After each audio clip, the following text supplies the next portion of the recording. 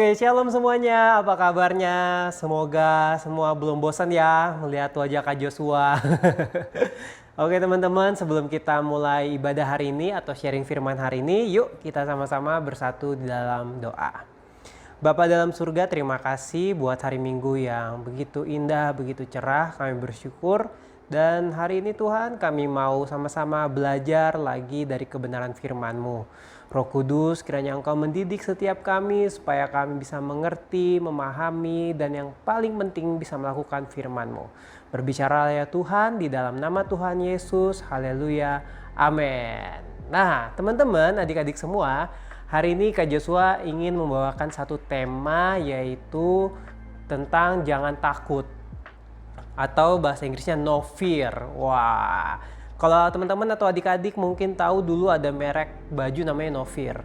Tapi kayaknya teman-teman udah gak pada tahu deh, soalnya tuh zaman Kak Joshua masih kecil dulu. Mereknya No Fear, gambarnya kayak bentuk mata gitu. Nanti Kak Joshua kasih lihat gambarnya di sini. Nah, teman-teman, banyak orang bilang bahwa kita tidak boleh takut. Kita jangan membiarkan ketakutan dalam hidup ini muncul. Kak Joshua juga pernah sharing beberapa waktu lalu. Tapi teman-teman, adik-adik semua, Kak Joshua mendapati bahwa ketakutan itu ternyata sesuatu yang tidak dapat kita hindari. Karena rasa takut adalah salah satu sifat dasar manusia. Aneh dong kalau orang nggak punya rasa takut. Sehebat-hebatnya seseorang, pasti dia punya rasa takut. Bahkan ada beberapa video yang Kak Joshua lihat, seorang tentara atau seorang pria yang badannya besar, kadang justru punya ketakutan yang kadang lucu. Ada yang takut sama kecoa, ada yang takut sama jarum suntik, ya.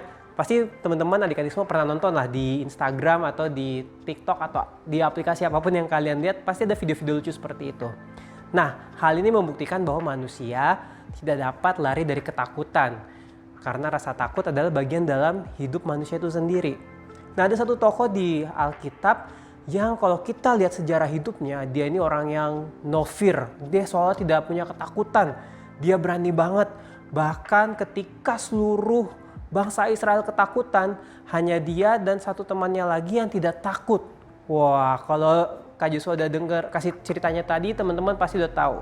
Ceritanya tentang Yosua. Ini Kak Joshua bukan lagi cerita tentang diri Kak Joshua ya, tapi Joshua yang ada di Alkitab. Nah, menarik teman-teman adik-adik semua, ternyata orang yang seberani Yosua waktu 12 mengintai tanah Kanaan dan hanya dia dan Kaleb yang bilang bahwa kita tidak perlu takut, ternyata dalam hidupnya pernah mengalami ketakutan. Wah, di mana Kak Joshua ceritanya? Nih, yuk kita sama-sama buka firman Tuhan di Yosua 1 ayat yang ke-9. Yosua 1 ayat yang ke-7. Yuk kita baca sama-sama. Hanya kuatkan dan teguhkanlah hatimu dengan sungguh-sungguh. Bertindaklah hati-hati sesuai dengan seluruh hukum yang telah diperintahkan kepadamu oleh hambaku Musa. Janganlah menyimpang ke kanan ataupun ke kiri, supaya engkau beruntung kemanapun engkau pergi. Nah teman-teman adik-adik semua, kalau kalian baca ini sebenarnya kesekian kali Tuhan mengingatkan supaya Yosua tidak takut. Kalau dibaca seluruh bagian firman Tuhan dari kitab Ulangan 31 sampai Yosua 1, totalnya ada 7 kali Tuhan ngomong sama Yosua supaya dia jangan takut. Kuatkan dan teguhkan hatimu, kuatkan dan teguhkan hatimu. Wow. Menarik kenapa Yosua, seorang panglima perang yang bahkan dia pernah bantai suku Amalek di Alkitab, dan dia pimpin selalu pergerakan-pergerakan peperangan pada saat bangsa Israel di padang gurun, ternyata ketika dia mau menyeberang sungai Yordan, ketika dia diberi mandat untuk memimpin bangsa Israel, dia mengalami ketakutan. Nah, hari ini Kak Joshua mau sharing apa sih yang ditakutkan seorang Yosua. Nah, kalau kita baca di Ulangan 31, maka kita dapat menemui bahwa ketakutan Yosua pertama muncul karena dia diberi mandat, diberi tugas untuk menggantikan Musa. Yuk kita baca sama-sama. Ulangan 31 ayat yang ke-6. Kuatkan dan teguhkanlah hatimu, janganlah takut dan jangan gemetar karena mereka. Sebab Tuhan Allahmu, dialah yang berjalan menyertai engkau, ia tidak akan membiarkan engkau dan tidak akan meninggalkan engkau. Lalu Musa memanggil Yosua dan berkata kepadanya di depan seluruh orang Israel, kuatkan dan teguhkanlah hatimu, sebab engkau akan masuk bersama-sama dengan bangsa ini ke negeri yang dijanjikan Tuhan kepada sumpah kepada nenek moyang mereka, untuk memberikannya kepada mereka dan engkau akan memimpin mereka sampai mereka memilikinya. Lanjut aja sampai ayat 8. Sebab Tuhan dia sendiri akan berjalan di depanmu, dia sendiri akan menyertai engkau, dia tidak akan membiarkan engkau dan tidak akan meninggalkan engkau. Janganlah takut dan janganlah patah hati.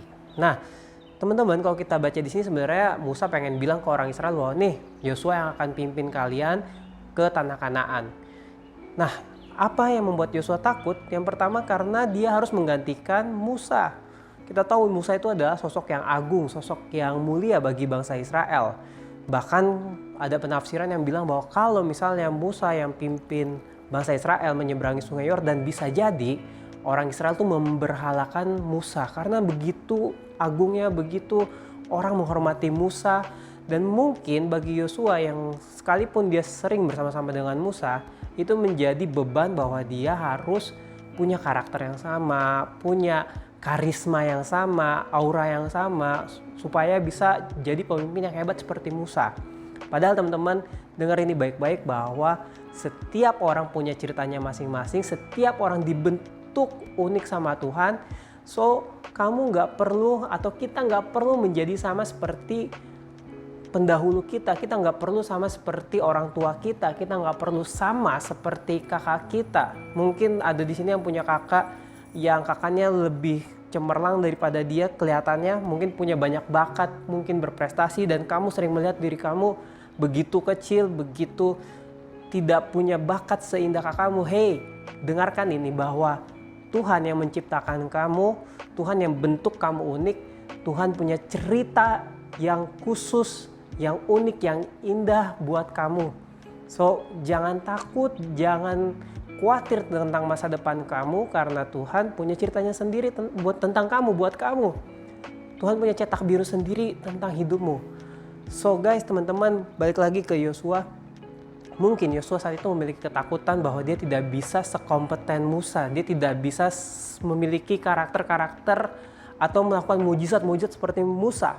Musa melakukan banyak mujizat, tapi Yosua lebih banyak di medan perang. Dia cuma tahu angkat pedang, dia cuma tahu pukul orang mungkin, tapi dia mungkin nggak tahu cara untuk memukul batu supaya keluar airnya, seperti yang dilakukan Musa.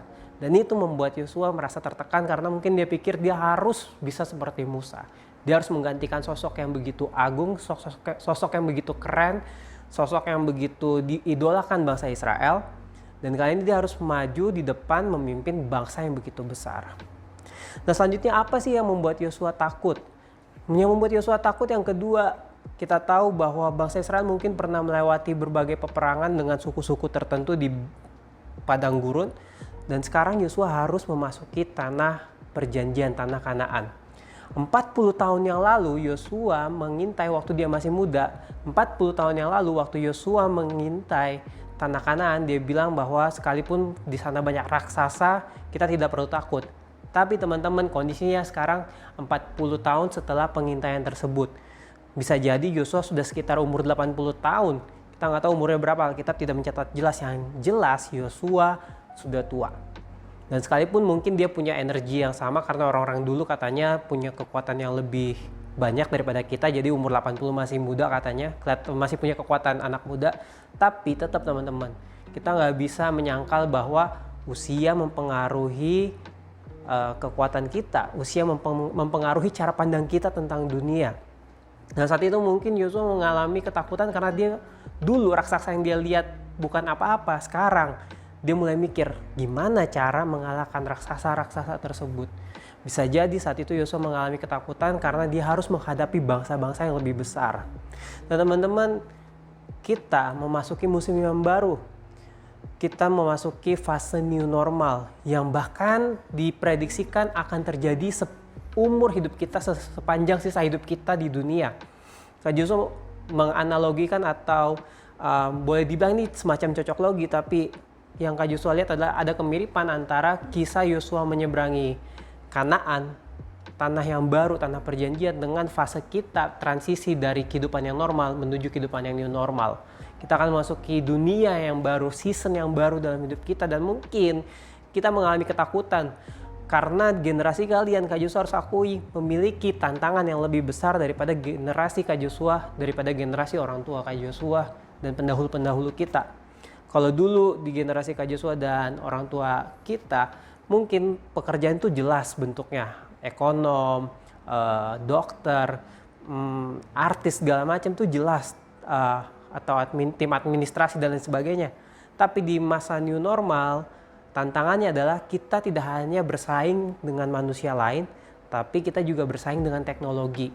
Apalagi sekarang sudah ada artificial intelligence ya, AI, robot yang begitu cerdas. Kita tidak hanya bersaing dengan manusia, kita bersaing sama robot yang mungkin bisa lebih cepat mengerjakan pekerjaannya. Tapi dengerin baik-baik teman-teman, robot tidak bisa melakukan 100% apa yang manusia lakukan. Yang dicipta tidak bisa melakukan persis 100% detail seperti yang mencipta. Sekalipun kita bersaing dengan teknologi, teknologi tetap ciptaan manusia. Dan yang paling penting adalah ini, robot, teknologi itu kita yang ciptain, tapi hidup kita Tuhan yang ciptain. Kalau Tuhan yang ciptain, pasti hidup kita lebih keren, lebih powerful, lebih punya kemampuan-kemampuan yang hebat, karena yang menciptakan adalah Tuhan. Sedangkan robot, artificial intelligence, teknologi itu manusia yang buat. Sebagus-bagusnya buatan manusia pasti lebih bagus buatan Tuhan. Tapi yang paling penting adalah bagaimana kita tetap berharap penuh sama Tuhan sambil terus mengembangkan potensi-potensi dalam diri kita. Berhenti memandang diri kamu kecil, memandang diri kamu gak bisa apa-apa, karena kamu diciptakan sama Tuhan yang spesial, Tuhan yang hebat, Tuhan yang kuat. Dan sekalipun kita nggak tahu akan jadi apa kita kelak, percayalah bahwa Tuhan udah siapin cetak biru hidup kita. Dan ketika kita mau hidup sesuai dan seturut kehendaknya, percayalah bahwa Tuhan yang akan memampukan kita melewati berbagai masalah dan tantangan dalam kehidupan kita. Dan yang ketiga teman-teman, kenapa Yosua takut?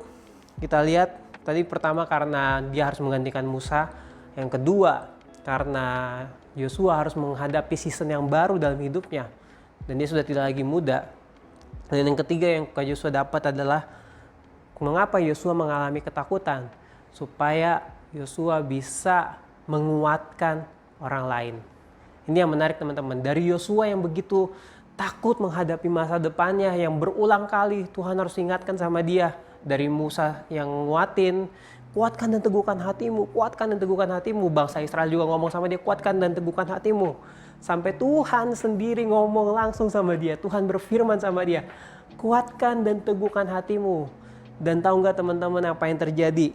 Di kitab Yosua 10 ayat 25, yuk kita sama-sama baca di Yosua 10 ayat yang ke-25. Ini yang menarik. Di Yosua 10 ayat 25 ceritanya bangsa Israel sedang mengejar bangsa Amori ya. Mengejar 5 raja di bangsa Amori. Dan di Yosua 10 ayat 25 Yosua bilang gini, lalu berkatalah Yosua kepada mereka, janganlah takut, janganlah tawar hati, kuatkan dan teguhkanlah hatimu, sebab secara itulah akan dilakukan Tuhan kepada semua musuhmu yang kamu perangi. Wow, amin. Ini keren banget menurut Kak Joshua. Kenapa? Karena ternyata ketakutan kita punya alasan yang baik di masa depan. It's okay to feel scared. Nggak apa-apa merasa takut. Nggak apa-apa merasa ragu dengan masa depan. Karena ketika kita melewati fase tersebut bersama Tuhan, kelak our mess will be a message. Kekacauan kita akan jadi pesan Tuhan buat hidup orang lain. Wow, our mess will be a message. Dari kekacauan menjadi pesan. Ini yang terjadi dalam hidup Yosua. Bayangkan kalau Yosua benar-benar nggak pernah merasa takut, benar-benar nggak pernah merasa ragu dengan masa depannya, merasa kecil, merasa tidak bisa apa-apa, mungkin dia tidak akan punya rasa empati terhadap orang lain. Jadi dia nggak bisa ngerasain kalau orang lain rasa takut, orang lain mengalami keraguan sama masa depan. Jadi dia orang yang cuek, orang yang apatis sama hidup orang lain. Tapi justru karena Yosua pernah takut, Yosua pernah ragu, Yosua pernah mengalami kegagalan. Kalau kalian baca dia juga pernah mengalami kegagalan dalam hidupnya. Pernah melakukan kesalahan. tapi justru kekacauannya menjadi pesan Tuhan atas hidup orang lain. Our mess will be a message. So guys, teman-teman semua, buat kalian yang saat ini sedang mengalami ketakutan, entah takut akan masa depan, takut akan kemampuan yang ada dalam diri kalian melihat banyak orang lebih besar, apalagi kakak atau orang tua kalian lebih hebat, lebih jago daripada kalian, dengarkan ini baik-baik. Kita diciptakan secara khusus sama Tuhan, kita punya cerita kita sendiri, kita akan punya banyak hal-hal yang indah, hal-hal yang menarik bersama Tuhan, sekalipun harus melewati berbagai ketakutan. Dan ini yang paling penting, pesan terakhir Kak Joshua, selalu ingat, our mess will be a message. Kekacauan kita di tangan Tuhan menjadi pesan yang indah buat hidup orang lain. So God bless you. Semoga firman ini memberkati setiap kita yang mendengarkan, dan yang terpenting, lakukan firman Tuhan. Tuhan Yesus memberkati.